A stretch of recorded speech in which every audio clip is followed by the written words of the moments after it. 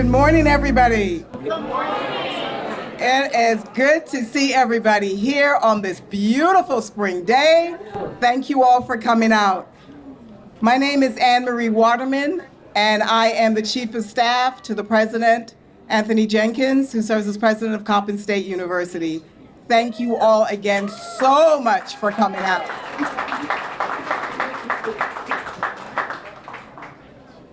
Unfortunately, President Jenkins can't be here at this moment. He will join us later on in the program. However, in the interest of time and to get us started on the celebrating of this amazing grand opening, I'm going to serve as MC. Before I bring our state and local dignitaries forward to make their remarks, I'd like to share on behalf of President Jenkins and the entire Coppin State community how proud we are to be involved in this partnership. As an anchor institution in West Baltimore, we consider it our charge, our responsibility, and a gift to be able to support work that bolsters the growth and development of our community. The Millen North is a wonderful addition to the community, as you all will find out once you participate in the food from the vendors listed here. I can share with you that I have sampled each and every one, and you will be pleased. Yeah, all right. So without further ado, let us proceed with the reason we're all here. We have a distinguished cadre of officials that have made time in their very busy schedules to come here this morning. So in the interest of time, the elected officials will speak in turn and will introduce themselves. So I'm going to give in the order that they'll speak in, and then they'll introduce the next person behind them. So we'll start off first with Congressman Kweisi Mfume, no stranger to the crowd. Baltimore Mayor Brandon Scott will speak next. Then we will have Maryland Secretary Jake Day will speak. Here, okay. Senator Antonio Hayes will be next. Councilman James Torrance. And then we will have acknowledgements after that. So first person up is Congressman Mfume. If somebody is missing, they'll have a substitute. I'll let you know when we get to that speaker. Okay. How you doing, huh? All of you back there, thank you for that standing ovation. I know not enough seats today. That's been the case when we're doing good stuff. There's not enough seats. Couple of things. First of all, I'm just happy to be here. How about that? This has taken a little bit of time to get to this point. And those of you who know what's been going on here know what I'm talking about. I hear Senator Hayes saying a little, yes. It's been a while. It's been a while. Dr. Waterman, thank you very much. In the absence of Dr. Jenkins, please extend to him our best wishes. He is the leader, the steward, and the guiding light of Coppin State. And over the last 4 or 5 years of his tenure has helped to transform even more what's happening here at the university and around the university in the greater Coppin Heights community. I go by here every Sunday morning to my church around the corner. So I've been peeking over and peeking in and not seeing what I'd like to see today, and that is just a bunch of people very, very much attuned to what's going on and very happy that we have gotten to this point. Secretary Day will be up in just a moment. I'm going to let him speak for himself, but we thank the role of the state government that has gotten us to this particular point in time. I want to say a couple of things, and then I want to divert back to our mayor. Senator Hayes, who has for a long time been working this issue with many of us at the federal level and working in this community and working with this particular university, as you know. Antonio, it's good to say we're here. We are actually here. He, along with Councilman Torrance, who's here, and will be having an opportunity to speak more, have formed a great partnership here in this community. I understand that the chair or the president of the council is here. Is that right?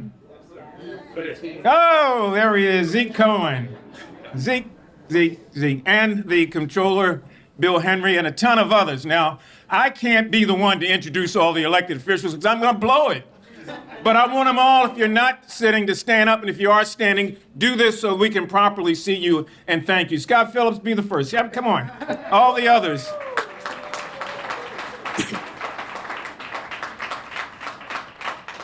Now, this Mill on the Mall North is going to create opportunities for so many people. Mayor Scott, who I want to bring up in just a moment, has been fighting hand in glove over the last several years to eliminate wherever he can and we can this notion of food deserts. It is difficult to do because people before us did not necessarily see it as a priority, but it is a priority. And it's something that we've worked at over and over again to be able to have places where people can come and eat, particularly in this community, which is a very historic community here in Baltimore. I can't thank the mayor enough for what it means. We were able on the federal level to get $800,000 for this. It was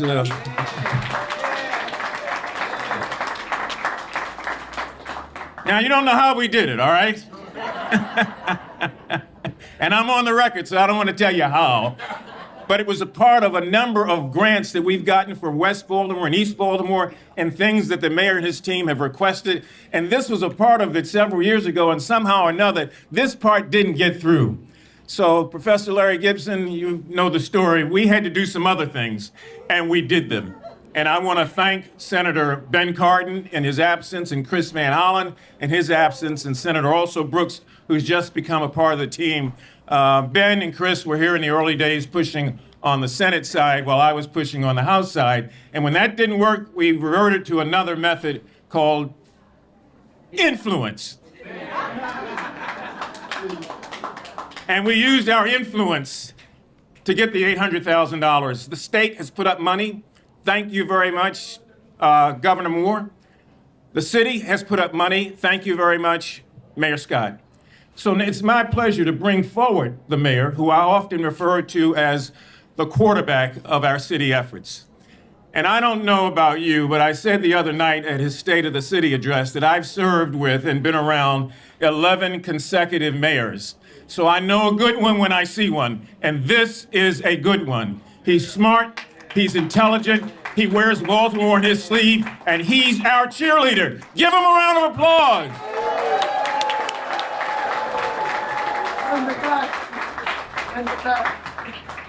Good morning, everybody.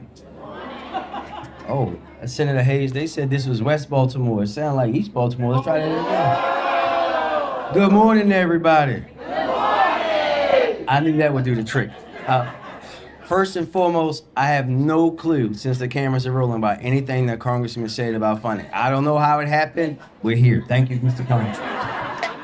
I want to start, though, by thanking not only the congressman, our great senator, our governor, Secretary Day, our great councilman, the council president, comptroller, Coppin, CDC, Dr. Rallo, and of course, Dr. Jenkins and the team at Coppin State, but most importantly, the community, for everybody who played a part in where we are today. Everyone, give yourselves a big round of applause. And I forgot NHS, Neighborhood Housing Services, because those of us those of us who know what this used to be. And I was telling Senator Hayes when we were sitting there that many, many moons ago, when I still, Congressman, worked for my uncle and dad, which is something that I will never do again. Don't tell him I said that. Don't tell him I said that. We used to come here to get wood in the lumber yard. And then we saw what happened after that closed down, and the deterioration and the disinvestment and all the bad things that happened as a result of that. For now, for us to be, and for me personally, a young man who saw every part of it, to be here as we reopen this food hall, something that we know this neighborhood, this college, these people need very much, is really fulfilling for me. It was a journey that started many, many moons ago. It was a journey that started with about 1.7 million text messages from the Senator Antonio Hayes Sr., who will not let any of us forget how important this project is. And that's how you know when you have a good representative, where the things that people may think represent the least of us are at the top of their list. And today is really a symbol about the rise that's happening in West Baltimore, something that we all should be proud of, a place where opportunity is built in, not added on at the back end. It's a place that we're all going to enjoy. And because they know what I want, I'm expecting to have shrimp and fries from Next Phase before I leave here today. I look forward, I don't think you have to, trust me. I spent a lot of money at Next Phase. I look forward to working with each and every one of you to make sure that it's successful and that we continue to build on the rise of West North Avenue and all of North Avenue. So thank you very much. And with that, I have the opportunity to introduce the best senator in the 40th district. Give me no phone calls tonight. Senator Antonio Hayes Sr.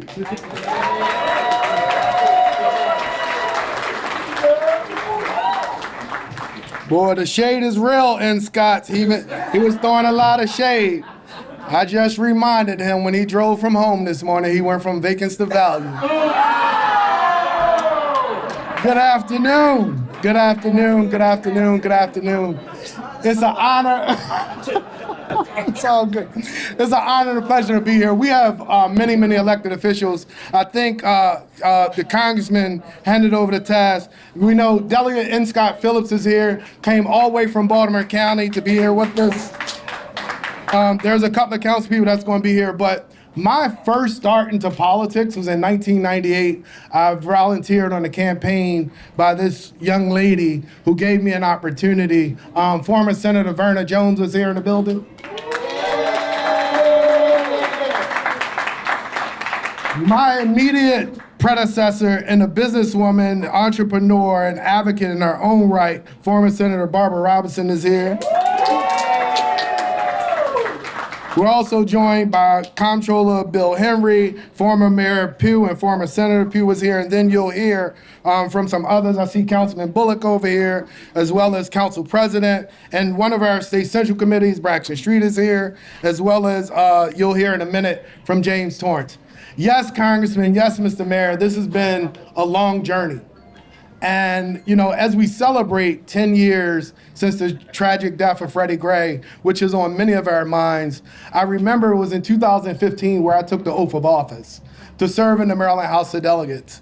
And after 90 days of serving, Congressman, I returned back to the community that I called home, where I grew up in a neighborhood right down the street in Penn North, and a full-blown uprising had taken place. And so that was my introduction into public office.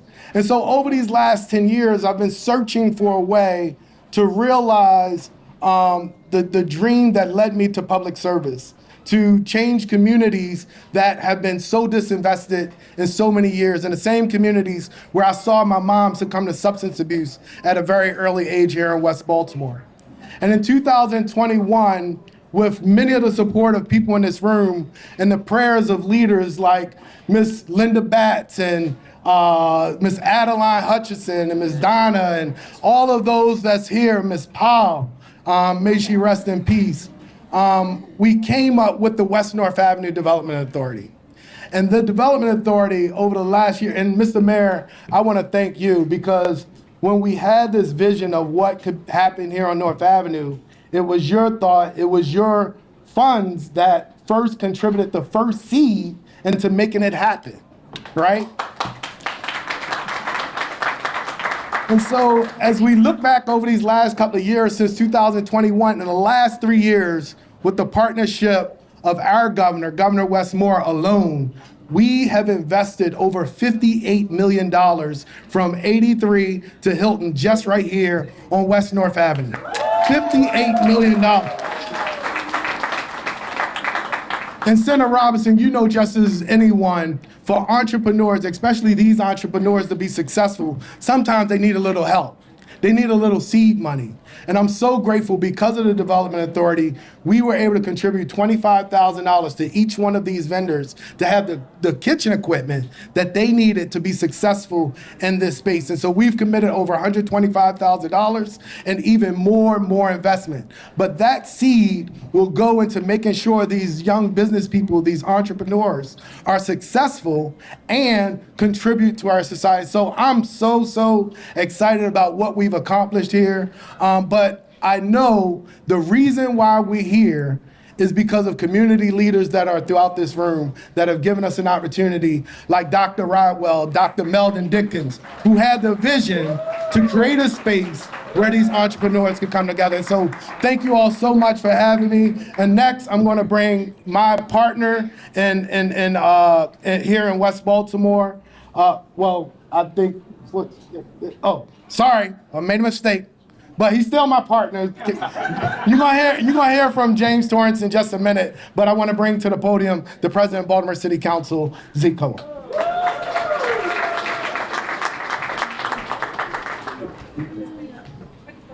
Well, thank you to all of the elected Can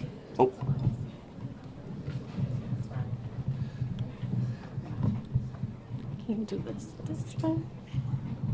Speak closer. Okay.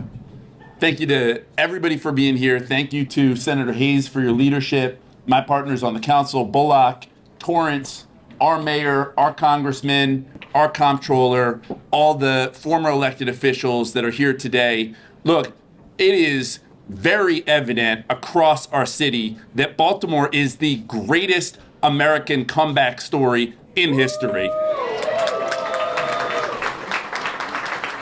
And it is not just Mayor Scott, because we are seeing record declines in violent crime, including the lowest homicide numbers, as the mayor said the other night, in the first 3 months of any year since 1970 in the city of Baltimore.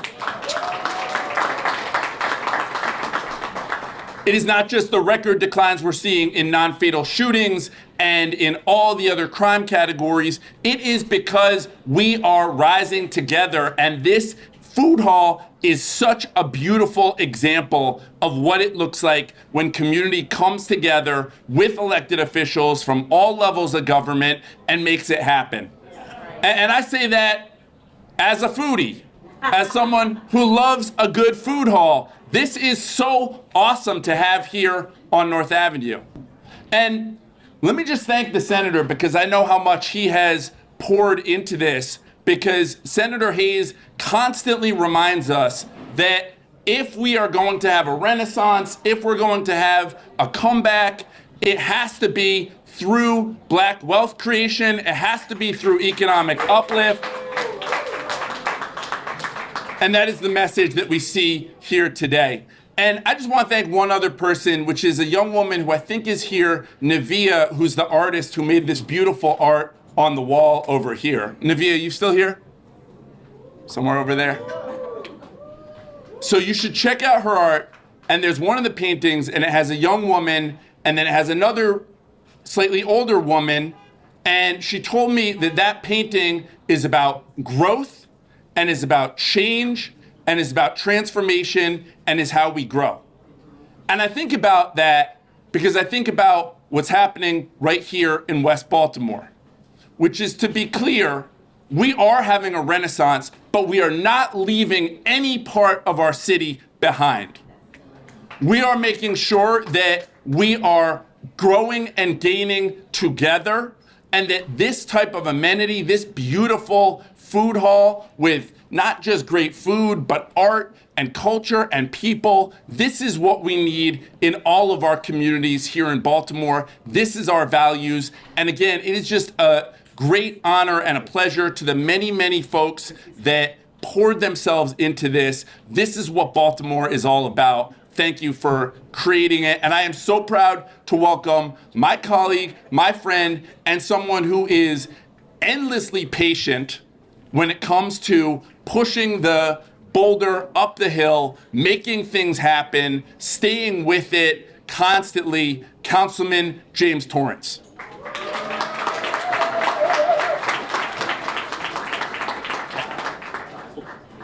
right. Good morning, everyone. I'll be remiss without talking about where this work has come. The council president alluded to the endless pushing and pushing. Where's April at?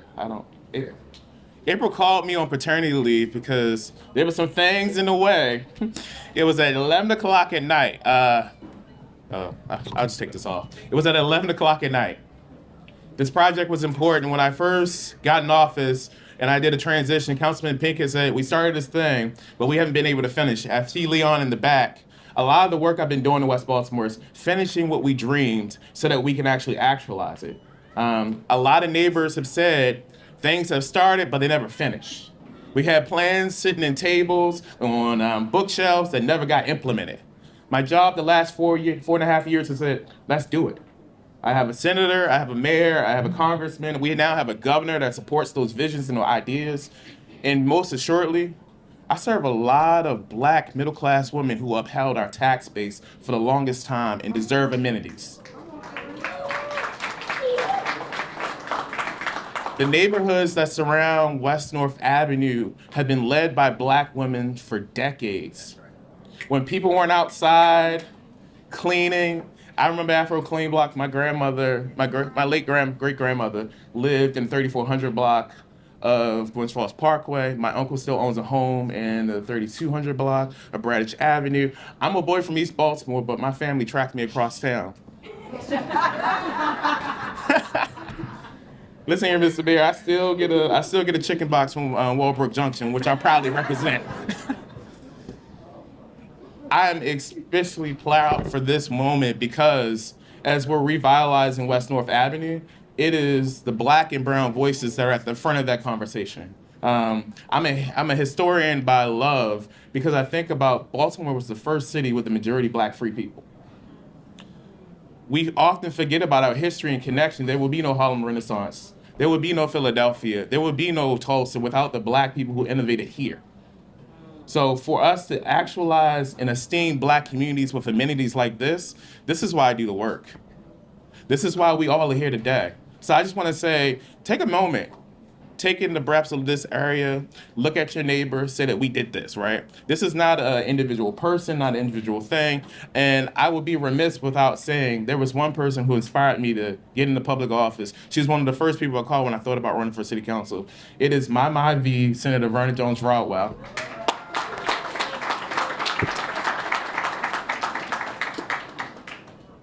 She hired me when I had no car and I lived in public housing to be her chief of staff, right? It is those small moments that remind me that every seed that we put in place in West Baltimore means that people like the senator, the mayor, and I will not be the exceptions, but the rule for what a Black man or any Black person in West Baltimore or Baltimore Parade could be. So today I'm proud to be here with you. I'm looking forward to some fried fish from Next Phase. But I'm also happy to introduce a secretary who gets it, Secretary Day, who's representing our governor. I'm going to be firm with this. People in Annapolis did not believe in Baltimore. We are the lifeblood of this city. We're the lifeblood of this region. We're the lifeblood of this state, right? I'm proud that we have a secretary who is carrying out that mission for our governor to say that Baltimore is going to lead Maryland into the future. And I'm happy to introduce Secretary Day.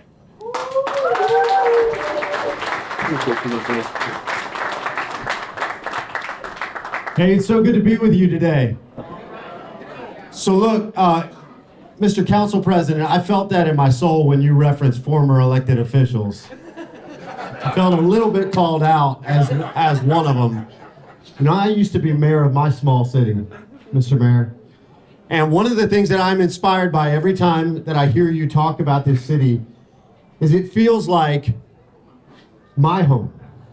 It feels like you're talking about each and every one of our homes, and I know that you are.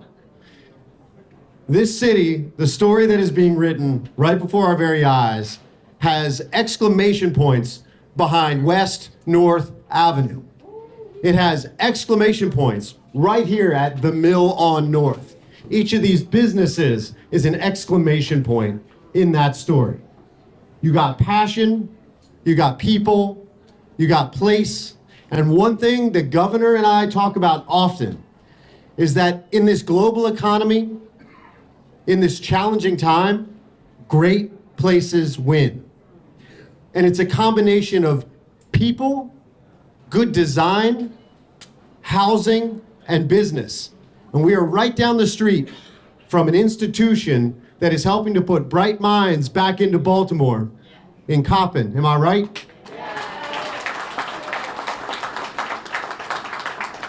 And those very bright minds are going to be the next great business leaders. And so the state of Maryland is very proud to put $4 million into this project. And we'll be here for the next, and we'll be here for the next, because we believe in Baltimore. The future of Maryland goes right through this city. The future of every single one of the 6 million people who live in this state begins right in this city. In closing, let me say this. Every time I hear our congressman speak, I am reminded that the spirit of tenacity is what makes the difference. That people have to say, I refuse to give up on this project.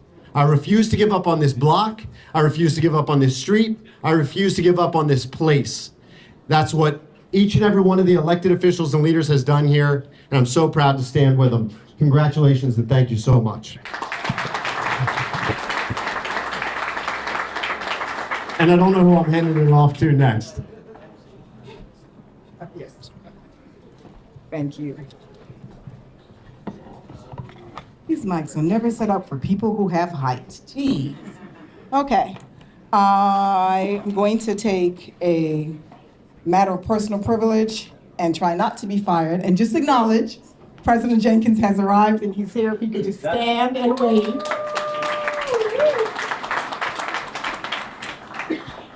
All right, we've done a lot of thank yous and a lot of acknowledgements, and the reality is there's some more acknowledgements.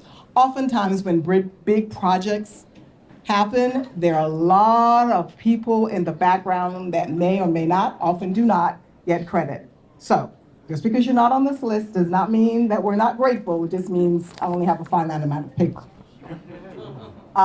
In not necessarily any particular order, I want to take the opportunity to thank, I'm looking to see if they're here, Chad Williams, Executive Director of Affectionately Wanata.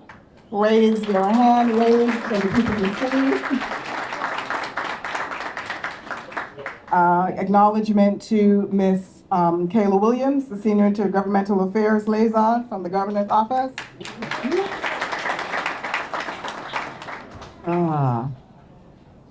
Yazinda Praxton, how about, thank you, I was going to say, thank you, from Greater Baltimore Regional. Multiple members of the Baltimore City Council. Can we have council members? Oh, wow, excellent. Okay, and of course we have countless former elected officials, which we've kind of woven without remarks. We also want to spend some time thanking our funders because, as was mentioned before, they're a team of people who helped us get here.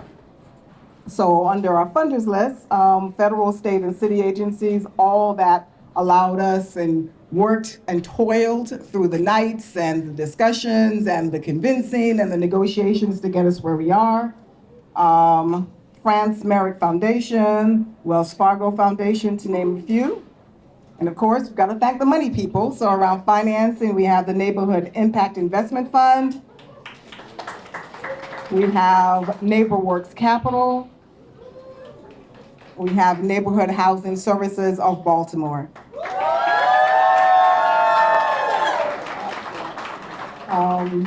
Special thanks to Osby Property Company and the Walbrook Mills Apartment. Thank you for all that you have done. Of course, want to say thank you to Coppin State and for all the students that are going to spend all their dining dollars down here. We are going to have some remarks from the community and project leadership, and then each will introduce each other. So, Ms. Parker, can you be first?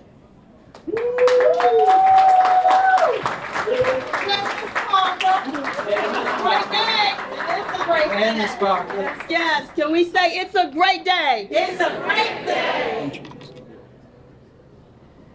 I'd like to take this time out to introduce the Coppin. I'd like to take a moment to introduce the Coppin Heights CDC Board of Directors. If you are in the house, please stand up.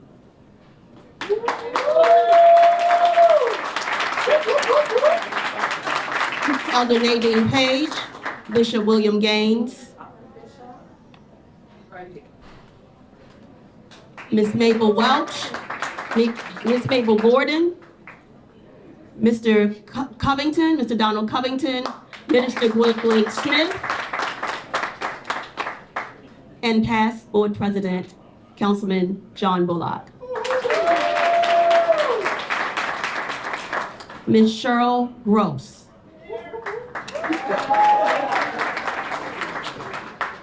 Thank you so much for your service. As I said, it is a great day. It is a great day here on West North Avenue because we have begun to do a new thing. We have planted seed in fertile ground, and we will continue to water it and watch it grow. You know, every morning when I wake up, I find in my inbox a verse of the day. And God is so divine in his timing, because this morning when I awoke, the verse for the day was 1 Corinthians 3:7. It said, "So then neither is he that planteth anything, neither he that watereth, but it is God that giveth the increase." Come on. And God is beginning to give and show the increase on West North Avenue. I didn't sleep very well last night, and it was not because I was not tired. It was because as I sat and I thought about the goodness of God and everything that he has done, I could not but praise his name in the middle of the night. For we know that all things work together for the good of them that love him and are be called according to his purpose. So if we remain steadfast to the vision and steadfast to his promises, we will reap in due season. All right.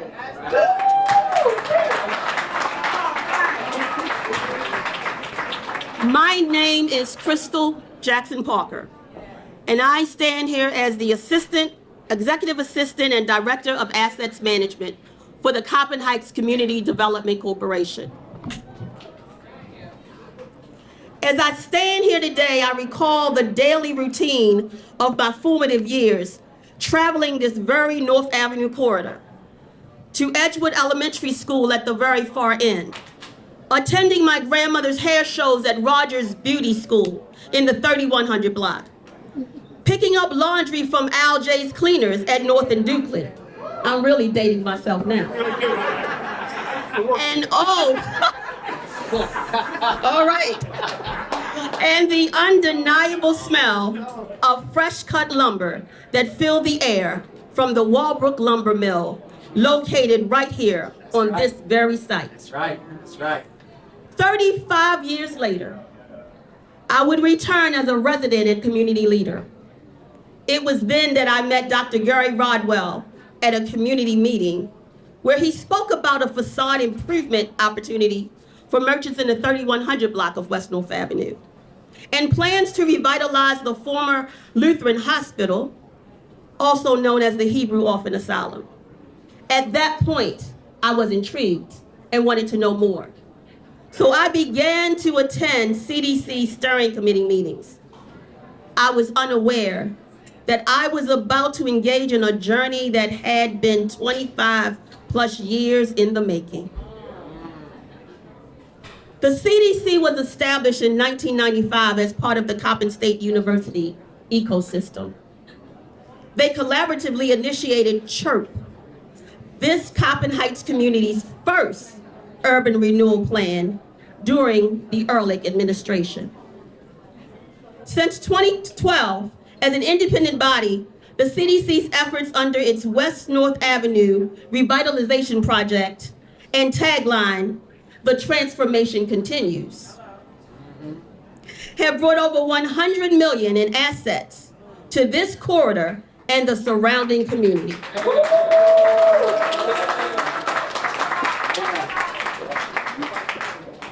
From its first 3 houses at North and Dukeland, the Center for Health and healthy living at the former Lutheran Hospital, and the Walbrook Mill Apartments, to name a few. It's no mistake that we find ourselves here at this moment in time. But we did not get here alone. You see, this is the story of resilience of a long forgotten community. This is the story of an organization, the Coppin Heights Community Development Corporation, who, unlike many others, dared to engage, listen, hear, and activate the community voice. Proverbs 18:2 tells us, a fool takes no pleasure in understanding, but only in expressing his own opinion. Verse 13 of that same passage says, if one gives an answer before he hears, it is his folly and shame. Simply put, in the words often quoted by our Governor Wes Moore, nothing about us without us. And I stand to say, everything is not as it seems. What others think we want and need is usually not what the people know we need. The CDC has always been intentional in its goal to organize around its understanding of the community's stated need and voice. You see, we got here with strong, stable leadership from board presidents like Kurt Crawley, Dr. John Bullock, and currently Bishop William Gaines. Each has held the CDC to a standard of consistency, excellence, and integrity.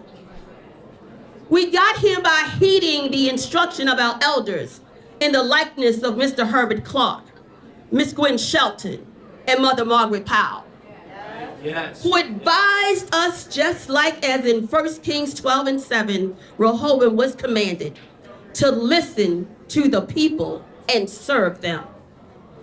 No longer present with us in the physical, the strength, fortitude, and wisdom they imparted to us ensures us that we can and will confidently continue to rise to the occasion, serve the people. We got here with the support of local leaders like former Senator Barbara Robinson, who stood with us when this was just an idea and when the ground was being broken. And current Senator Antonio Hayes, who has continued to support us to carry the torch forward for a greater North Avenue. We appreciate the assistance of agencies like WNADA and other entities that have entered the space to complement and lend value to the investment, framework, vision, and work already begun by this community and the CDC. We got here by engaging some trusted partners along the way, like Osprey Properties, Cross Street Partners, and for this specific project, Neighborhood Housing Services of Baltimore. You see, yes. You see, this is a story of longevity, a story about responsibility and the will to heed the call to build and invest in our own communities. We got here long ago and we are still here. Through 7 CSU presidents, we were here. Through 6 mayors, we were here. Through 5 governors, we were here. Through 12 police commissioners, we were here. Through 5 U.S. presidents and 7 presidential terms, we, the community, and the Coppin Heights CDC were here. We are not transient, we are community. Now we look to the future to deliver more single-family homes, quality new families for home ownership, create transformation, place murals, banners, and placemaking.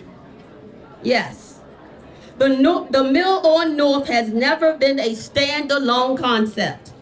In a space where food insecurity is prevalent, it is not an option, but always it was a part of the vision, even when others doubted.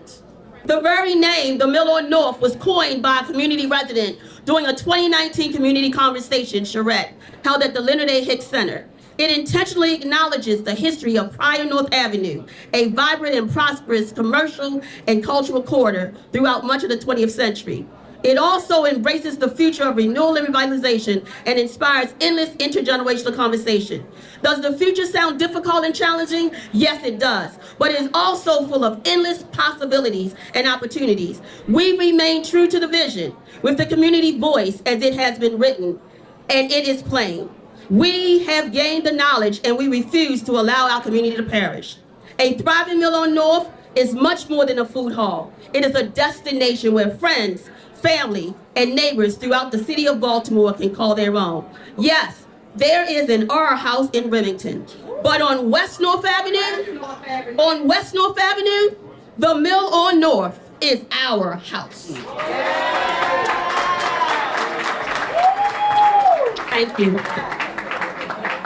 All right, we're going to have a program adjustment. We're going to have the ribbon cutting. So can I have all the vendors come to the stage, please? 1, 2, 3.